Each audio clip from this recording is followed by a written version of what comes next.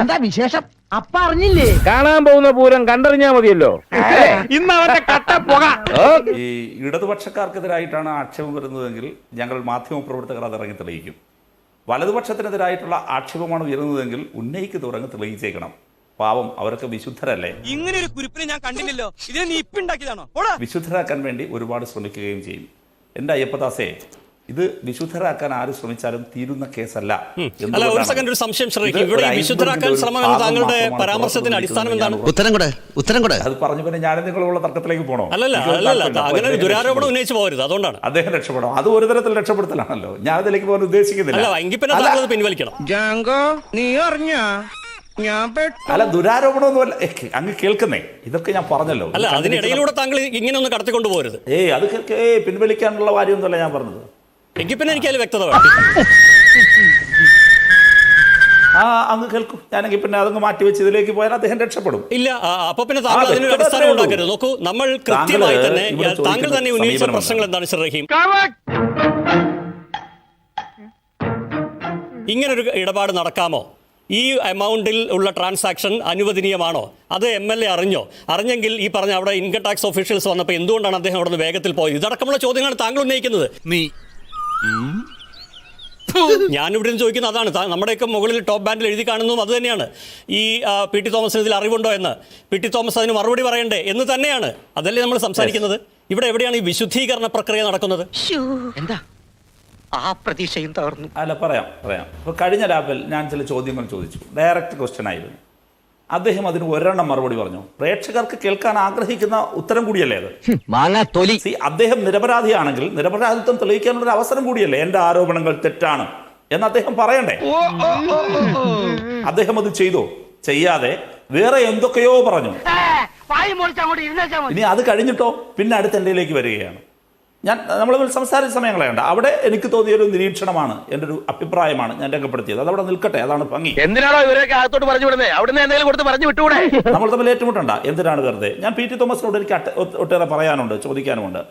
ഇവിടെ വരുന്നൊരു പ്രശ്നം ഗൗരവ സ്വഭാവമുള്ള ഇഷ്യൂ ആണ്. അങ്ങ് കേൾക്കൂ. മനുഷ്യനെ നാണം കെടുത്താനായിട്ട് ഓരോ കോമാളി വേഷോട്ടോണ്ട് ഇറങ്ങിയിരിക്കുക. ഇവിടെ PT ഇതുവരെ പറഞ്ഞ ഒരു കാര്യവും ഞാൻ ഒരു കാര്യം ചോദിക്കട്ടെ. അദ്ദേഹം ഈ ഓടി അവിടെ നിന്ന് രക്ഷപ്പെടുന്നു. നീ എന്നെ പേടിപ്പിക്കണം. അദ്ദേഹം പറഞ്ഞത് ഈ ഇൻകം ടാക്സ് അവിടെ വന്നപ്പോൾ ഞാനില്ല, പണം കൊടുക്കുമ്പോഴോ ഒന്നും ഞാനില്ല, പണം കൊണ്ടുവരുമ്പോഴും ഞാനില്ല. ഈ 3 കാര്യങ്ങൾ അദ്ദേഹം ന്യൂസ് 18 പറഞ്ഞു. നിന്നെ സമ്മതിക്കണം, നിന്റെ വായിൽ എങ്ങനെയാടാ ഇത്രയും പെട്ടെന്ന് ഇത്രയും വലിയ നുണകൾ വരുന്നത്? എന്നിട്ട് അദ്ദേഹം വേറൊരു കാര്യം പറഞ്ഞു. ഓഫീസിലെത്തിയതിന് ശേഷമാണ് ഇൻകം ടാക്സിന്റെ സാന്നിധ്യവും വന്നതും പോയതും ഒക്കെ ഞാൻ അറിയുന്നത്. റിപ്പോർട്ടർ TVയിലേക്ക് എത്തിയപ്പോൾ നികേഷിന്റെ മുമ്പിൽ പറഞ്ഞു അതല്ല, ഞാൻ പോകുന്ന വഴിയിൽ തന്നെ അറിഞ്ഞു.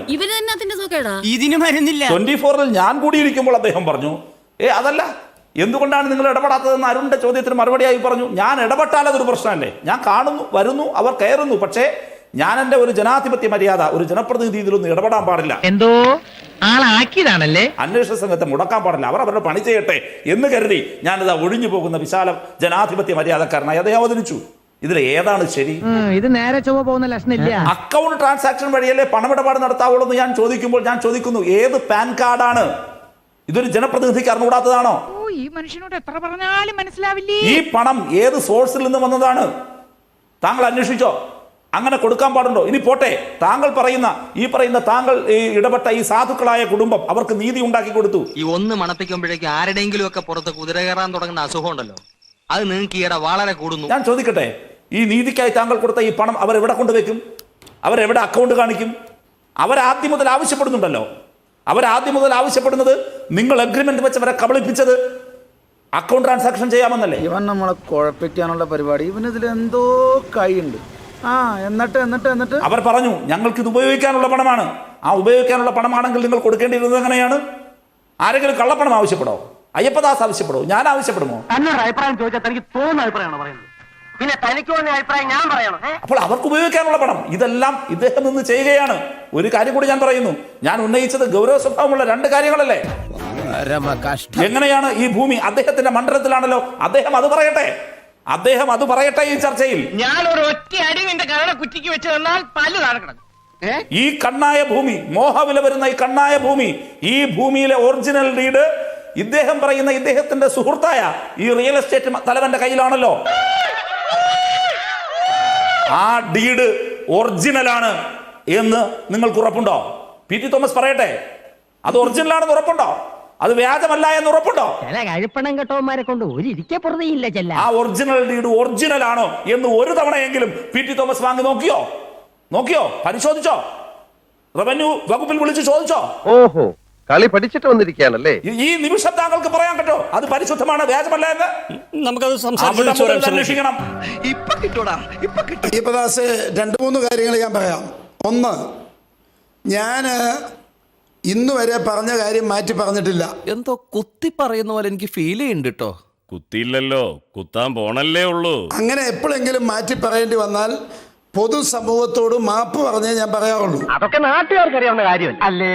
ഈ റഹീമിനെ പോലെ വില കുറഞ്ഞ ഒരാള് എന്ന വാക്ക് ഞാൻ ഉപയോഗിക്കുന്നത് ക്ഷമിക്കണം. ഒരാളോടൊപ്പം ഇരുന്ന് ചർച്ചയിൽ പങ്കെടുക്കാൻ ആണ് നിങ്ങൾ വിളിച്ചതെങ്കിൽ സത്യത്തിൽ ഞാൻ വരുമായിരുന്നില്ല. ഒരു പൊതുപ്രവർത്തനം പരസ്യമായി അധിക്ഷേപിക്കരുത്. കാരണം പരസ്പര വിരുദ്ധമായി സംസാരിക്കുന്ന ഒരാളാണ് ഇദ്ദേഹം. ആൾക്ക് തീരെ വിദ്യാഭ്യാസം വിവരമൊന്നും ഇല്ലേ, വിഡ്ഢിത്തിരെ പറയുള്ളൂ, തെണ്ടി. ഇന്ന് രാവിലെ കുറെ ചാനലുകൾ എന്നെ കാണാൻ വന്നു. എന്റെ പത്രസമ്മേളനം ഉള്ളത് കൊണ്ട് പത്രസമ്മേളനം സമയത്ത് പറയാമെന്ന് പറഞ്ഞ് ഞാൻ വിടുകയായിരുന്നു. ഞാനൊന്നും പറഞ്ഞിട്ടില്ല. പറഞ്ഞത് കേട്ടോടാ, അന്തസ് വേണോടാ, അന്തസ്. ന്യൂസ് 18 ചാനൽ എന്തെങ്കിലും എന്നെ പറ്റി പറഞ്ഞിട്ടുണ്ടെങ്കിൽ ഞാൻ പറഞ്ഞതായിട്ടല്ല, അവരുടെ വകയായിട്ടായിരിക്കും. രാഘവൻ പറഞ്ഞത് വാസ്തവം. ഞാൻ ഇന്ന് പത്രസമ്മേളനത്തിന് മുമ്പ് ഒരു ചാനലിനോട് ഒരു അഭിപ്രായ പ്രകടനം നടത്തില്ല. ഒന്ന്, ഞാൻ ഇന്ന് റിപ്പോർട്ടർ ചാനലിലും അതുപോലെ തന്നെ 24-ലും പറഞ്ഞിരിക്കുന്ന കാര്യങ്ങൾ ഒന്നും ഞാൻ മാറ്റി പറഞ്ഞിട്ടില്ല. ഇപ്പൊ ലാസ്റ്റ് ഇദ്ദേഹം ചോദിച്ചൊരു ചോദ്യമുണ്ട്. എന്താണെന്നറിയാമോ? ഈ കരാറ് തന്നെ ശരിയാണോ, അത് പഴയ കരാറ്? റഹീമിന് അറിയത്തില്ലെങ്കിൽ ഞാൻ പറയാം. അവിടെ തീർന്നിട്ടില്ല, ബാക്കി വന്നിട്ട് തരുന്നുണ്ട്. കണ്ണന്തോടത്ത് കുടുംബം എന്ന് പറയുന്നത് KN രവീന്ദ്രനാഥിന്റെ കുടുംബമാണ്. കമ്മ്യൂണിസ്റ്റ് പാർട്ടിക്കാർ കറിയിലെ കരിവേപ്പല പോലെ എടുത്തെറിഞ്ഞു കളഞ്ഞ കണ്ണന്തോടത്ത് കുടുംബത്തിലെയാണ് KN രവീന്ദ്രനാഥ്.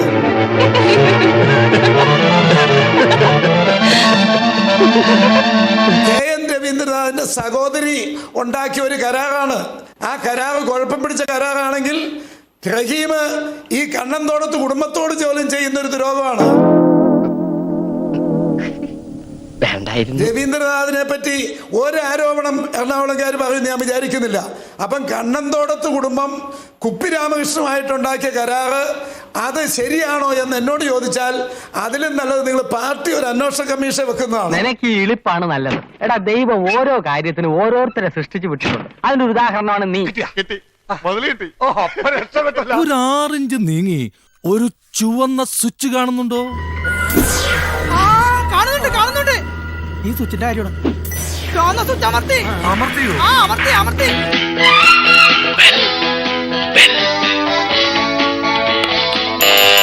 Thank you. ഈ ഉപകാരം മറന്നാലും ഞാൻ മരിക്കില്ല.